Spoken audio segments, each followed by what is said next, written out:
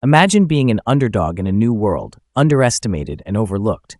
Meet Mimo, an orphan with E-rank skills who surprises everyone with his revenge. Let's dive into his extraordinary story.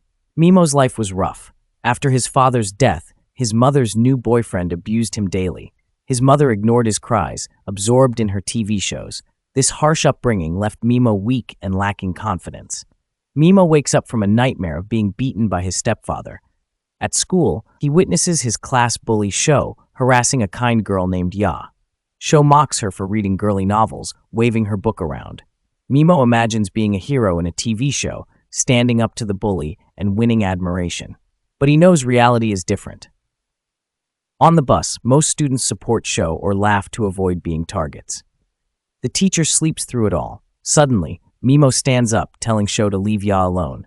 Sho mocks him, but then Kiri, the most popular guy in class, intervenes. Sho reluctantly returns the book and moves on to bully another nerd, Yasu.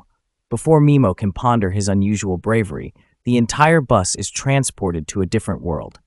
Bewildered, they find themselves in an unfamiliar place, greeted by a stunning goddess named Vicius.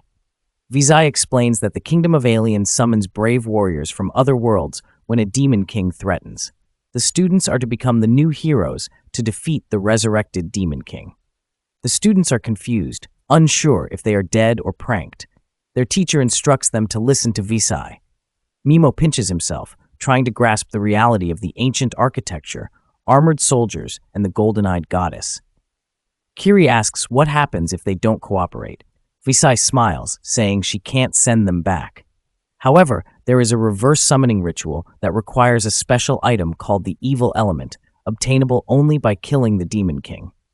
The students react to their sudden summoning with disbelief and anger. Sho screams at Vicius, the goddess, for bringing them to this world without their consent. Vicius kneels and begs for their help to save her kingdom.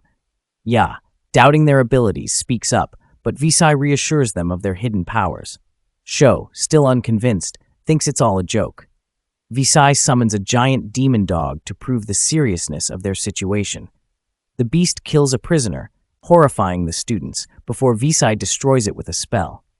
She then calls the students forward to measure their latent abilities with a crystal ball. One by one, the students touch the crystal, revealing their powers. Sho's crystal glows bright red, indicating A-rank skills. Kiri's touch causes the crystal to glow golden and explode, signifying immense power. Ya and another girl also test as A-rank, surprising the goddess with the unprecedented number of high-ranked individuals. Finally, it's Mimo's turn. The crystal glows a dim purple, and the goddess dismisses him without a second thought.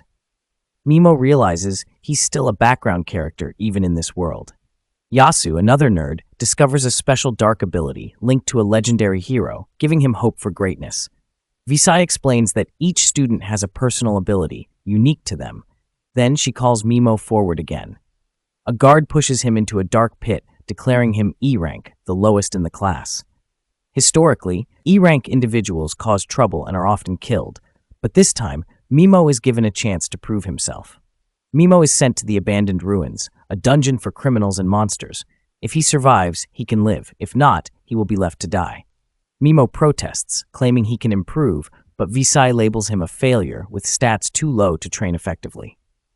Angered, Mimo argues he never chose this fate, feeling betrayed and discarded. Mimo faces harsh ridicule from his classmates and the goddess. Kiri dismisses him as a waste of time, while Yasu, who Mimo once helped, scorns him. The goddess throws a useless leather bag at Mimo as his special item, intensifying his despair.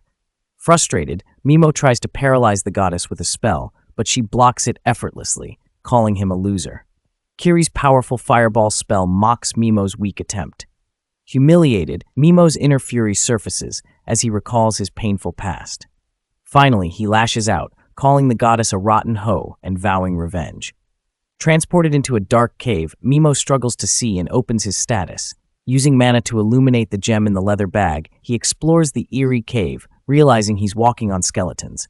A sudden monster attack forces him to run for his life, but he trips and faces certain death. In a desperate move, Mimo uses his paralyze spell, miraculously freezing the monster. He runs, only to encounter another bird demon. Again, his spell works, but drains his mana. Using his last spell, he poisons the demon, marveling at his unexpected success. Exhausted, Mimo's relief is short-lived as a Minotaur demon breaks free from paralysis. Instead of fleeing, Mimo, fueled by hatred for his tormentors, stands his ground. Determined to live and fight, he challenges the demon, ready to kill to survive. Can Mimo survive the deadly encounter and prove his worth? Will his newfound resolve carry him through the dangers ahead? Find out in the next episode. Don't forget to like, subscribe, and hit the bell icon for more epic anime recaps. Stay tuned for more incredible adventures. See you in the next video.